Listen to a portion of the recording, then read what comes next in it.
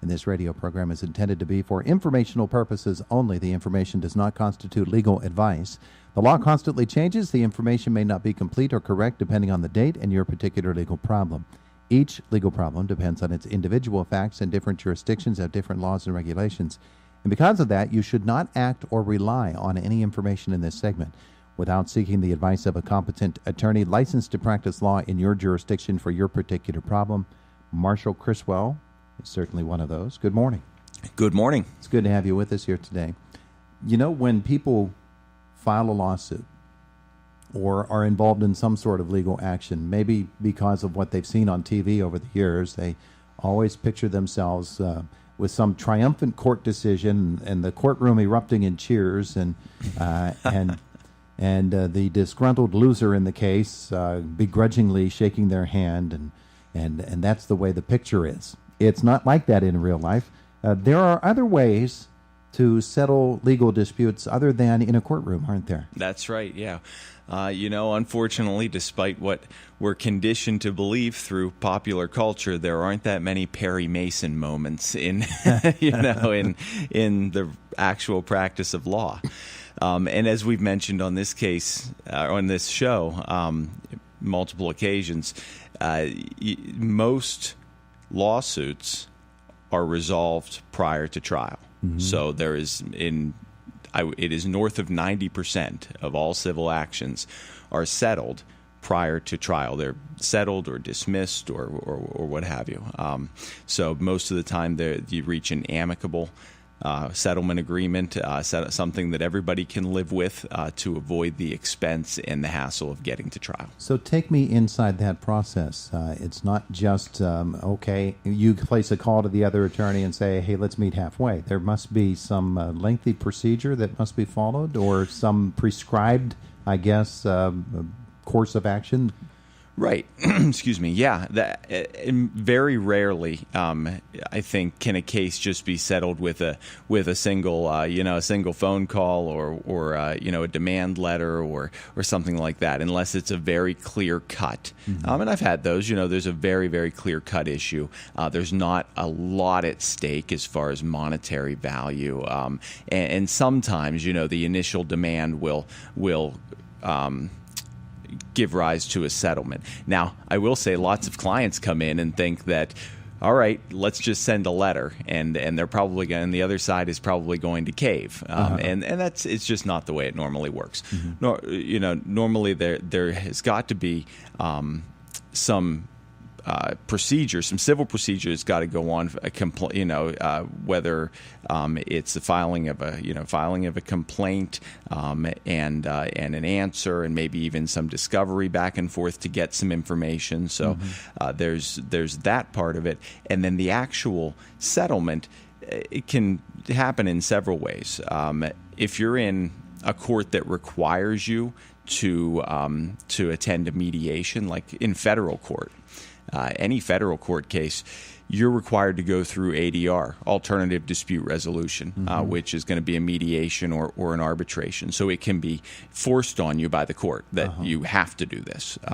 Or they're voluntary, you can voluntarily attend a settlement conference or request a mediation, things like that. Mm-hmm. And that's simply to keep it from becoming a part of the court calendar and bogging up that whole system?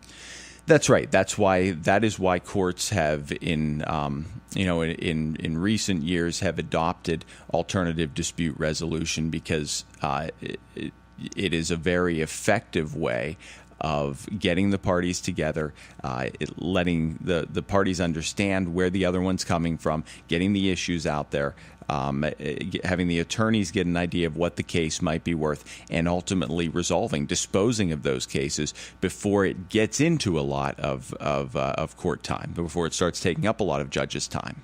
So when you are sitting down for talks with the other side in a civil procedure, is the client generally with the attorney at that time, or do the attorneys meet separately and go back to the huddle and come up with the next play? How does that all unfold? There are different procedures. There are different types of conferences. So you can have and I've effectively settled many cases with a four-way settlement conference where you think there might be an opportunity for settlement. You give the other side's attorney a call. You say, can we just get our clients in a room together? Can we all just sit down together, whether it's at my office or your office, and just see if we can get the issues on the table and maybe we get it resolved. So that can be very effective given the case. Just depending on the case and how much animosity there is between the parties and things like that. I was thinking the client's disposition has to have a lot to do with that. Absolutely. But it can be very effective. Now, court-ordered mediations, a lot of times it's almost always going to be up to the mediator as to how they want to run their mediation. But most of the time, it's as you stated, where you have the attorneys who are meeting with, the mediator, the person who's been appointed to preside over this and try to help you guide you to a resolution. The attorneys are meeting with the mediator. Their clients are in other separate rooms, or sometimes even on the phone, available by phone, and you're going back and forth and seeing, and then, like you said, huddling with the client and then going back to the mediation room and saying, okay, this is where we're at, and seeing if an agreement's possible. Yeah. How do clients generally respond when you say to them, this is probably not going to go to court and we're going to come to some sort of an agreement here? Especially those clients who feel that I've been 100% wronged and this is what I want for my pain and suffering and whatever it happens to have been. When they get the news that it's probably not going to work out that way. Yeah, you've hit the nail on the head. That is, as an attorney, sometimes that is the most important part of my job, and sometimes the most difficult Helping part them understand. is communicating to the client. And managing their expectations, helping them to understand what the procedure is, why we're doing it, and where this case could ultimately go, and how much it could ultimately cost if we would go to trial or if we would proceed, and what the case is actually worth, and all those kinds of things. Managing the client's expectations so that they're not totally blindsided, because I think sometimes you have a case where a client doesn't understand. Maybe the attorney hasn't done a good job of explaining all of that. You get to a settlement conference or a mediation, and all of a sudden, the proposals that are being thrown around are not within the client's realm of expectation. The client thinks they should get what's up here, and really what's realistic is a few rungs below that on the ladder. Yeah. And then that's when you've got a problem, because you have to either make your client understand, or this whole settlement process is going to be derailed. When you are in that process and you get that sort of reaction, do you often find yourselves in the position as an attorney of saying, I'm going to have to go forward with this, even though I can see where it's going, I can't convince my client of that, and therefore this is not going to be a happy resolution for this person? Yeah, and it's right, and that absolutely happens.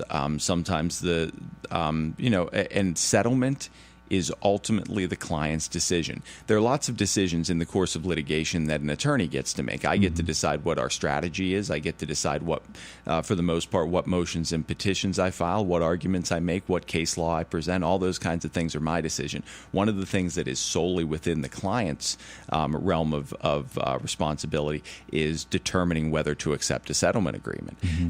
And so if a client says, well, I understand what you're saying to me, but I think X, Y, and Z, then I don't really want to accept this offer, then okay, well, that's fine. We're going to move forward, and we're going to have a full and frank discussion about what's going to happen and what moving forward entails. But if that's what we're going to do, that's what we're going to do. Yeah, that's what I'm thinking, that you as an attorney, you have the ability, based upon experience and knowledge of how that process is going to go from that moment forward. So that's why you recommend the settlement in the very first place. But it is, as you say, it's a recommendation by you. This is what's on the table before you.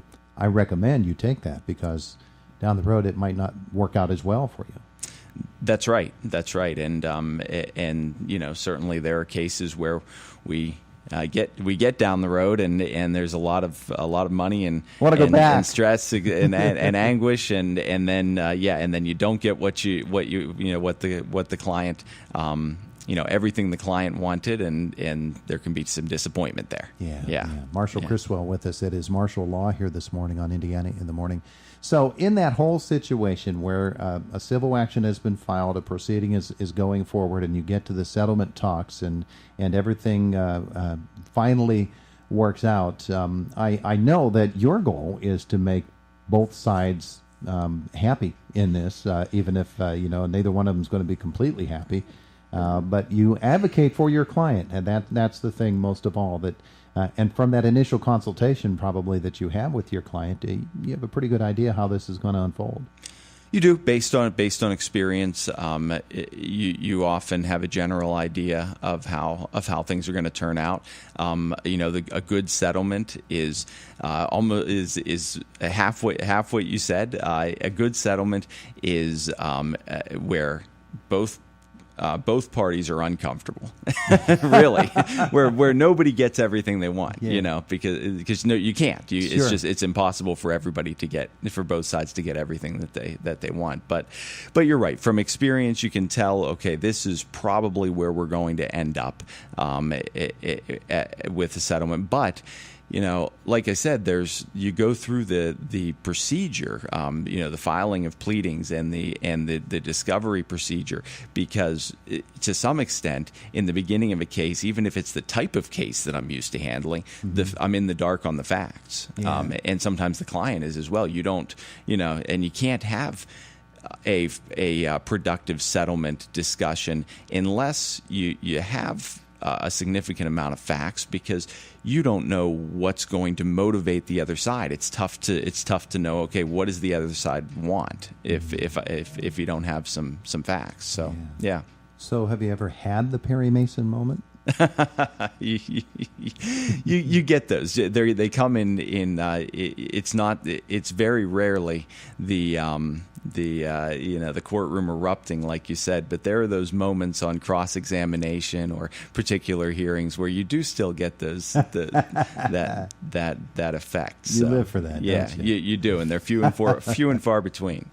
All right. So if somebody wants to get in touch with you to pursue whatever their legal problem might be, what need they to do? Give me a call at 724-465-5826. Stop in and see us in the Atrium building here in downtown Indiana, or go online to westernpalawyer.com. He is Marshall Chriswell. You're not going to be with us again this month. We're going to double up next month sometime, right? I think that's right. Okay, very good. Thanks.